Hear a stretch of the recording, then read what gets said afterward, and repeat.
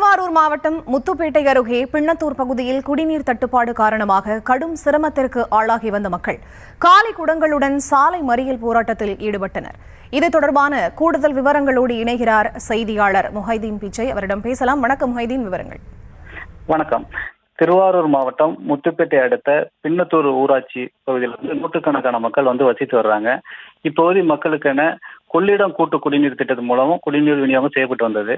தற்பொழுது கடும் வறட்சி மற்றும் வெயில் தாக்கத்தின் காரணமாக ஒன்றியம் முழுவதுமே குடிநீர் விநியோகம் ரொம்ப தட்டுப்பாடு ஏற்பட்டிருக்கு. இதில் குறிப்பாக பார்த்தா இந்த கிராமத்தில் ஒரு மாதமாக குடிநீர் விநியோகம் செய்யப்படவில்லை என கூறப்படுகிறது. இதனால் விரக்தி அடைந்த கிராம மக்கள் சுமார் 50க்கும் மேற்பட்ட பெண்கள் இன்று காலி குடங்களுடன் கிழக்கு கடற்கரை சாலையில் சாலை மறியல் போராட்டத்தில் ஈடுபட்டனர்.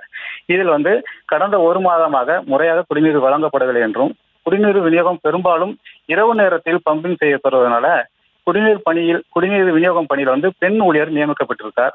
அந்த பெண் ஊழியருக்கு இரவு நேரத்தில் பணியாற்ற சிரமம் ஏற்படுறதுனால ஆண் ஊழியரை நியமனம் செய்ய வேண்டும் என்றும், சீரான குடிநீர் எங்களுக்கு வழங்க வேண்டும் என்றும், உடனடியாக போர்க்கால அடிப்படையில் குடிநீர் விநியோகத்தை சரி செய்ய வேண்டும் என்று கூறி முத்துப்பேட்டை திருத்துறைப்பூண்டி கிழக்கு கடற்கரை சாலையில் அமர்ந்து சாலை மறியல் போராட்டத்தில் கோஷமிட்டு போராட்டத்தில் ஈடுபட்டனர்.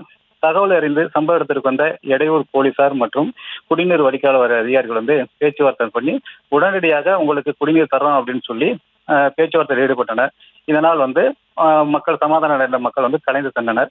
இதனால் சுமார் திருத்துறைப்பூண்டி முத்துப்பேட்டை கிழக்கு கடற்கரை சாலையில் 1 மணி நேரம் போக்குவரத்து பாதிப்பு ஏற்பட்டு சாலை இருபுறமும் நூற்றுக்கணக்கான வாகனங்கள் அணிவகுத்து நின்றது. இதனால் பொதுமக்களும் வெளியூர் பயணிகளும் மிகவும் சிரமத்துக்குள்ளாகினர். விவரங்களுக்கு நன்றி முஹைதீன் பிச்சை.